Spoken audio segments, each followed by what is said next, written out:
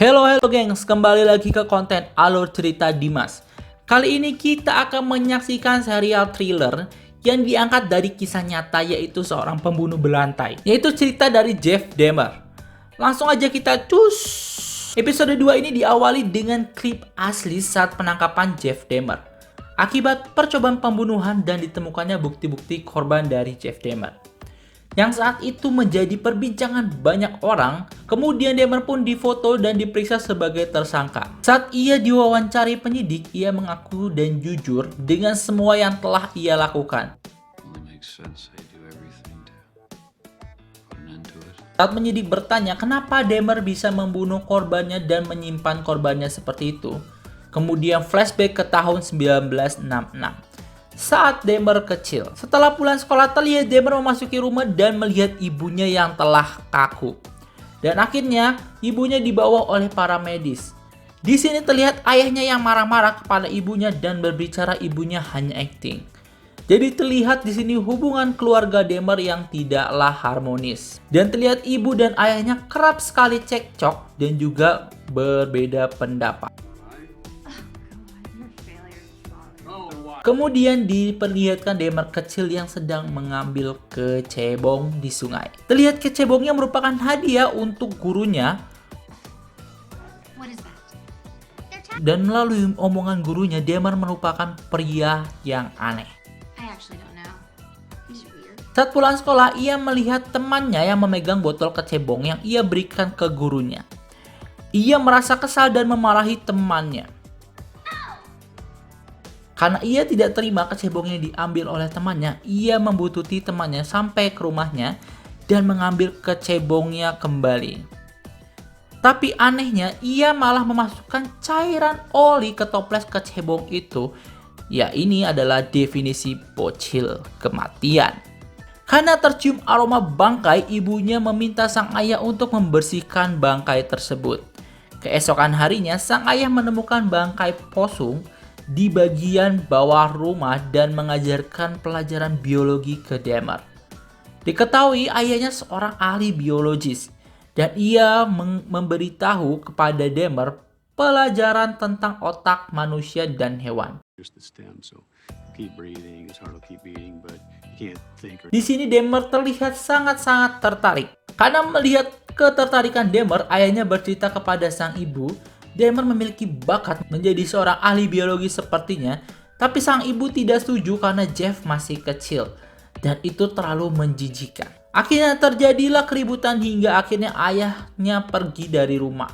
Jeff yang kecil pun hanya terdiam saja. Saat berjalan-jalan, Jeff dan ayahnya menemukan bangkai hewan di jalan. Akhirnya mereka membawa bangkai tersebut untuk diteliti. Jeff yang terlihat sangat tertarik, apalagi saat ayahnya membedah bangkai tersebut dan mengeluarkan jantungnya. Tapi tiba-tiba Jeff malah bertanya apakah ayah dan ibu akan bercerai.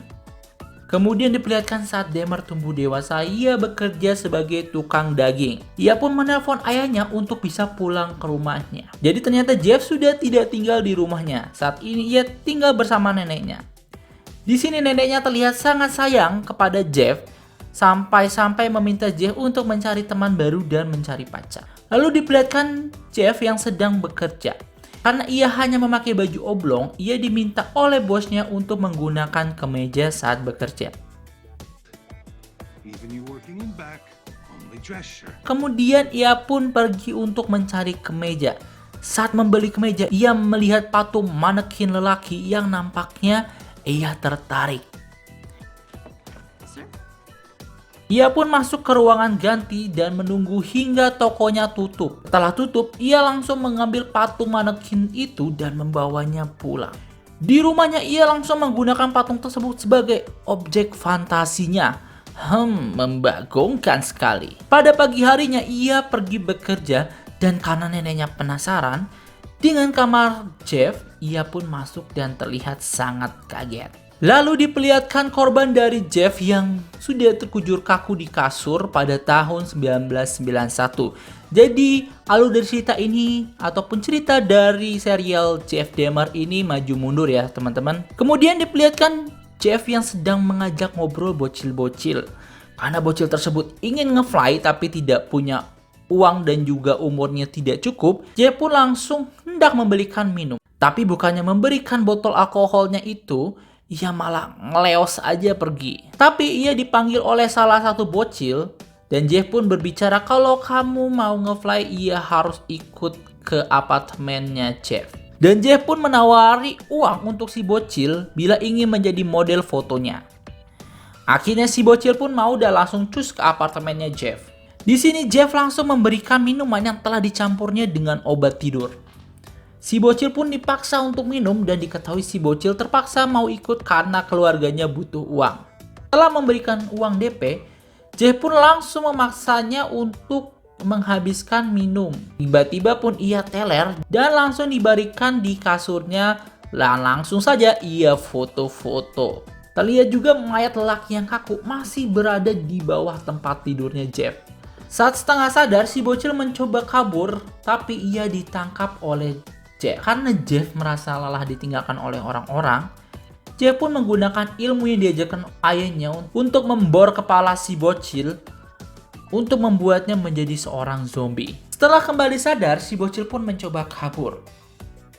Akhirnya ia pun berhasil keluar dan bertemu tetangga dari Jeff. Karena Jeff ini sedang tidak ada di apartemennya. Saat pulang ke apartemennya, Jeff terlihat terkejut, apalagi melihat dua polisi dan juga tetangganya sedang mengerumuni si bocil yang sedang teler. Saat ditanya polisi, Jeff mengaku bahwa bocil tersebut adalah pacarnya dan ia berumur 19 tahun.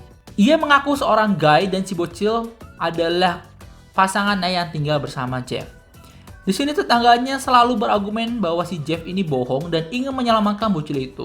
Tapi Pak Polisi tidak menghiraukannya dan percaya dengan omongan dari si Jeff. Mereka pun masuk melihat apartemen dari Jeff. Saat masuk, dua polisi ini terkejut karena sangat-sangat bau. Jeff pun berbohong bahwa kulkasnya yang rusak sehingga daging-dagingnya busuk. Kemudian Jeff memperlihatkan foto si bocil yang membuktikan hubungannya yaitu seorang guy. Dan karena merasa jijik, Pak Pol ini tidak mau melihat foto tersebut dan lalu meninggalkan Jeff dan si bocil. Saat polisi pergi, terdengar lagi suara gaduh dari kamar Jeff. Oke, itu akhir dari episode yang kedua dari serial Dahmer. Berikut adalah telepon asli dari tetangga Jeff pada tahun 1991. This is Officer Balsarac. I'm returning your call. Yeah, there was a squad car, number 68, that was flagged down earlier this evening, about 15 minutes ago. That was me. What happened? Was that about the situation? You need the names or information or anything from us? No, not at all. You don't? No, it was an intoxicated boyfriend of another boyfriend. Well, how old was this child? It wasn't a child, it was an adult. Are you positive? Because my daughter, seen him in the street, catching earthworms and such. Yeah, no, he's it's all taken care of, ma'am. Are you sure? Ma'am, I can't make it any more clear. It's all taken care of. He's with his boyfriend in his boyfriend's apartment. But I mean, what if he's a child and not an adult? I mean, are you positive this is an adult? Ma'am, like I explained to you, it's all taken care of. It's as positive as I can be. I can't do anything about somebody's sexual preferences in life.